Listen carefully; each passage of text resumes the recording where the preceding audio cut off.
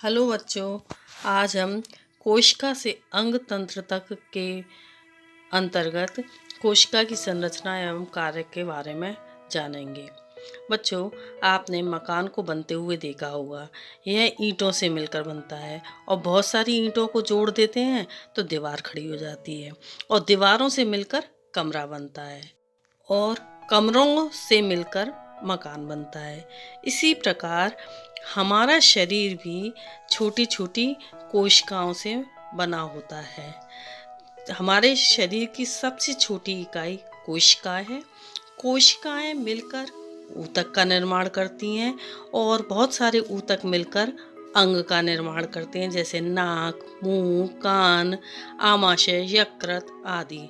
और बहुत सारे अंग मिलकर अंग तंत्र का निर्माण करते हैं। अंग तंत्र यानी श्वसन तंत्र, उत्सर्जन तंत्र, पाचन तंत्र, कंकाल तंत्र आदि। और ये अंग तंत्र मिलकर पूरे शरीर का निर्माण करते हैं। अब जाने कोशिका। कोशिका शरीर की रचनात्मक एवं कार्यात्मक इकाई है। यह अलग अलग जीवों में अलग अलग होती है, जैसे अमीबा, पैरामीशियम, युगलिना आदि जीव एक कोशिका के बने होते हैं। ये एक कोशिक जीव कहलाते हैं। केंचुआ, हाथी, मनुष्य, बंदर आदि ये अनेक कोशिकाओं के बने होते हैं। ये बहुकोशिक जीव कहलाते हैं। कोशिका जीवों के शरीर को बनाने वाली सबसे छोटी इकाई है, जिसमें जीवन के सभी कार्य होते हैं। कोशिकाओं की एक विशेषता यह भी है कि इनकी आकृति और आकार एक समान नहीं होते। अमीबा की कोशिका अनियमित आकृति की होती है, जबकि पैरामीशियम की आकृति चप्पल जैसी होती है। इसी प्रकार बहुकोशिक जीव के शरीर में उपस्थित कोशिकाएं कोई चपटी होती है, कोई अंडाकार होती है, कोई गोल होती है, कोई घनाकार होती है और कोई अनियमित आकृति की होती है। इसके साथ साथ कुछ कोशिकाएं छोटी होती हैं और कुछ कोशिकाएं बड़ी होती हैं। जैसे सबसे बड़ी कोशिका शुतुरमुर्ग पक्षी का अंडा है। सबसे छोटी कोशिका माइकोप्लाज्मा नामक जीव की होती है। सबसे लंबी कोशिका तंत्रिका कोशिका होती है, जो 1 मीटर तक लंबी हो सकती है। कोशिका की संरचना। कोशिका की संरचना की जानकारी के लिए सूक्ष्मदर्शी की आवश्यकता होती है। सर्वप्रथम वैज्ञानिक रॉबर्ट हुक ने 1665 में कोशिका का अध्ययन। उसने बताया कि कोशिका के 3 भाग होते हैं: कोशिका झिल्ली, केंद्रक और कोशिका द्रव्य। कोशिका द्रव्य में अनेक छोटी छोटी संरचनाएं पाई जाती हैं, जिसे कोशिकांग कहते हैं। संरचना की दृष्टि से पौधे और जंतुओं की कोशिकाओं में कुछ भिन्नताएं होती हैं। अब जानें कोशिका के प्रमुख कोशिकांग एवं उनके कार्य। कोशिका झिल्ली, यह प्रत्येक कोशिका में चारों ओर पाई जाती है। यह कोशिका को आकृति प्रदान करती है। कोशिका के अंदर बाहर पदार्थों के आदान प्रदान को भी नियंत्रित करती है।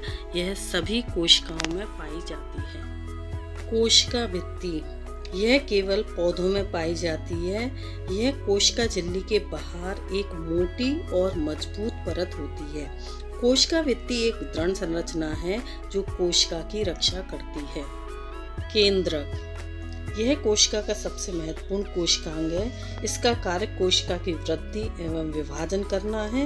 यह पूरी कोशिका की रचना एवं कार्य पर नियंत्रण रखता है।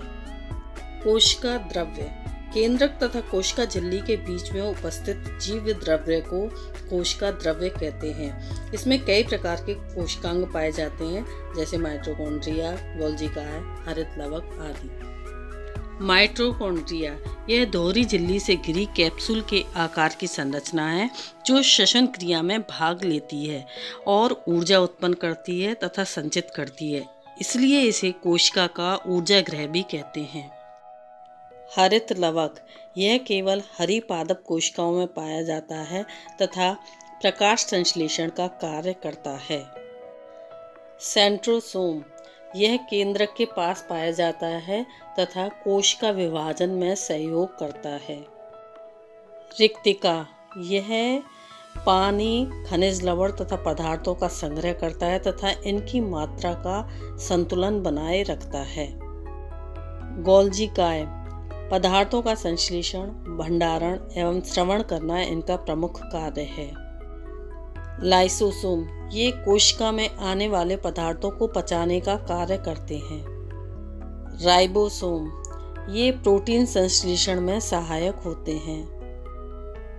अंतःप्रद्रवी जालिका अंतःप्रद्रवी जालिका झिल्लियों से बनी हुई जटिल जालनुमा संरचना है जो कि केंद्रक से जुड़ी होती है अथवा इससे मुक्त रूप में भी पाई जाती है।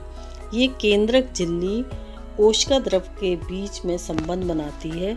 यह प्रोटीन संश्लेषण में भी सहायता करती है। पादप कोशिका और जंतु कोशिका में अंतर। पादप कोशिका में कोशिका भित्ति पाई जाती है जबकि जंतु कोशिका में कोशिका भित्ति नहीं पाई जाती। पादप कोशिका में हरित लवक पाए जाते हैं जबकि जंतु कोशिका में हरित लवक नहीं पाए जाते हैं। पादप कोशिका में सेंट्रोसोम अनुपस्थित होते हैं जबकि जंतु कोशिका में सेंट्रोसोम उपस्थित होते हैं। पादप कोशिका में रिक्तिका बड़ी तथा संख्या में एक होती है जबकि जंतु कोशिका में रिक्तिकाएं छोटी छोटी तथा संख्या में अधिक होती हैं। पादप कोशिका में केंद्रक परिधि की ओर होता है जबकि जंतु कोशिकाओं में केंद्रक मध्य में होता है।